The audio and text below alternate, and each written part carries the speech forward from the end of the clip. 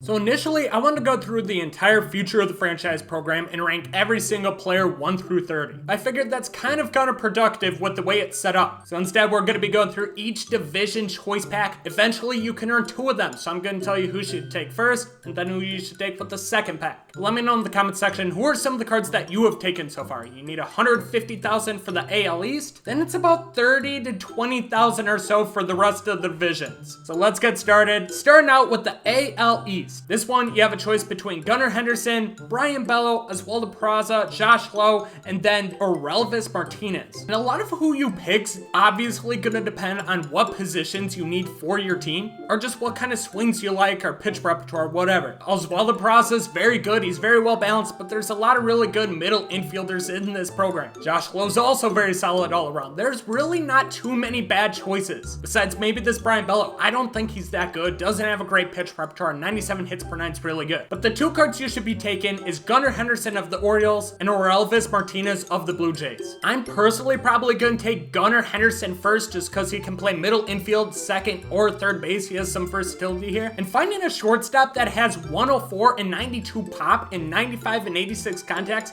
very difficult. On top of that, his defense is good with 84 fielding and 96 arm. He's a left-handed bat. I prefer lefties overall anyways. I just think this card's going to be really good for a middle infielder. And then Orelvis Martinez, he's just as good. His stats are very similar, but he's a third baseman that can play second and short, so he also has versatility. 103 and 90 pop, 92 and 82 contact, 77 fielding, and 92 arm. I think Gunnar Henderson or Orelvis Martinez are probably going to be the easy choices just because with their versatility and their pop, you'll be able to find a spot for them. Next pack you get is at 180,000 XP, and it's the NL East. You can choose between Michael Harris, Khalil Watson, Brett Beatty, Bryson Stott, and Brady House. Bryson Stott's going to provide you with a big time contact, good fielding, decent speed, and then Brady House is just all around really good hitting stats, mid-90s on just about everything. And then Michael Harris also looks really good. But I'm picking between Khalil Watson and Brett Beatty, more infielders. The infielders in this program are really good. Who I'm taking first though, it's going to be Brett Beatty. I loved his swing last year, and he had like a gold battle royale card, and it was really good.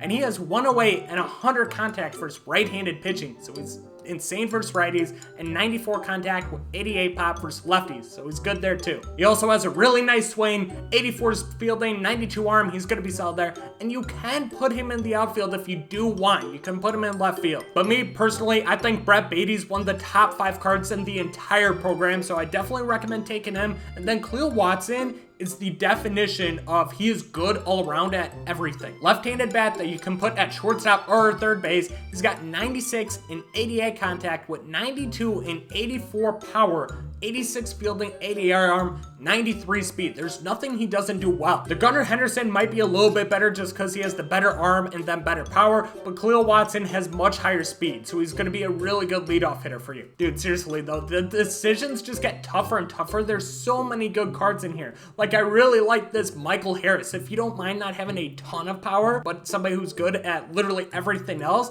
Michael Harris is a good option as well. 20,000 XP later, you can earn the AL Central Future of the Franchise Pack. This has a lot of really good options. Well, this one's a little bit tougher. So right away, I'm going to eliminate Jackson Jobe just because I think there's some better pitchers later, and then this pack is just so deep. I mean, he doesn't have outlier or anything crazy like that. No sinker, no cutter. He's just kind of there. And then George Valeria, I'm going to eliminate him right away. Love the power, insane versus right-handed pitching, 6'9" speed. I just wish was a little bit higher. But who you should take one is going to be Luis Cespedes. You want a Cespedes younger brother, and he's built very similar to how you want a Cespedes played. He's a little guy though. He's only 5'9", can play all over the outfield. 84 and 88 contacts, gonna get the job done. But he's got big time power, especially for being such a small dude. 97 and 100 pop, 82 fielding and 90 arm. So it doesn't matter where you put him in the outfield, he's gonna make plays. And also, I like the speed. That 84 speed is kind of why I have him over George Valera, even though George Valera is better versus righties than Yoenis Cespedes does versus righties or lefties. But I think having an outfielder with this much pop, this much range, good speed, he's very very similar to Khalil Watson, where he's just good at everything. I think that's an easy choice. And then I know a lot of people have suggested Austin Martin just because he can play everywhere. Center, third, short, left, right, doesn't matter. And he's got elite contact, good enough power. He's very good at everything as well. But I've been eyeing up this Nick Prado for a little bit. For those of you who don't know who Nick Prado is, the freaking Royals farm system had MJ Melendez, who led the minor leagues in home runs last year, and then Nick Prado was not far behind him. He hit mid-30s, elite power, and it shows with 108 and 100 power versus left. He's a left-handed bat, like I said, I prefer, and 92 fielding. It doesn't matter a ton over at first base, because, I mean, Frank Thomas freaking makes plays over there, but you can put him in the outfield. Don't recommend doing that just because he has 52 speed. I mean, this card looks damn good for being able to get him this early, but there's another first baseman that's also really good later in the choice pack rounds that I'm going to show you. So I would consider maybe taking somebody like a George Valero or somebody else that's going to play. Like I said, it's all going to depend on what your team looks like. I just think Prado and Cespedes look like the best. 220, you'll earn the NL Central. This is probably one of the weaker packs in the entire thing. And obviously, I'm going to take Garrett Mitchell just because that's my boy. He's got 100 contact first right, 92 fielding, 94 arm. He's elite at a lot of things and very good at some. So I think he's somebody you should keep in mind. But it's going to be difficult to pass up on a catcher with 90s contact, 97 power versus left, and 97 arm.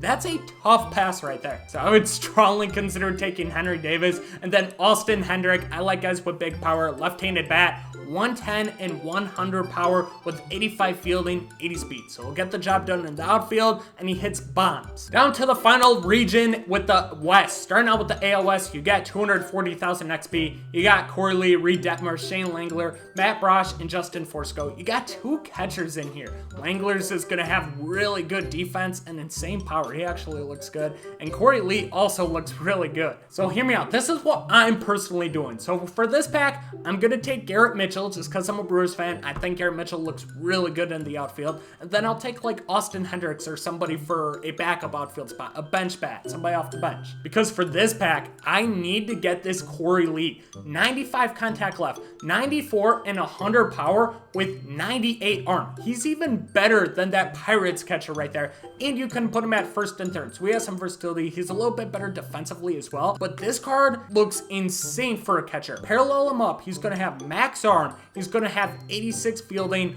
almost 100 power versus right, 105 versus left, 100 contact, and 89 contact versus right if you get him to P5. This card looks disgusting for a catcher.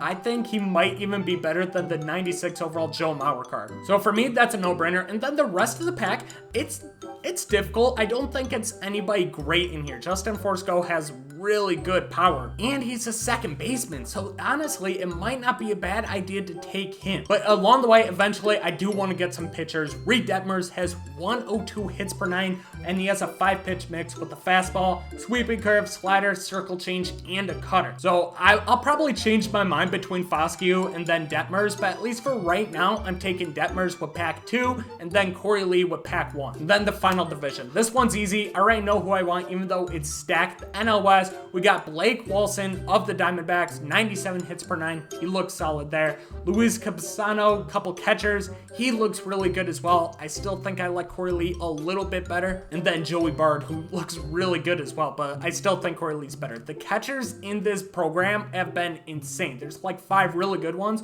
but for pack 1, I'm taking Bobby Miller. I think he might be the best card in the entire program.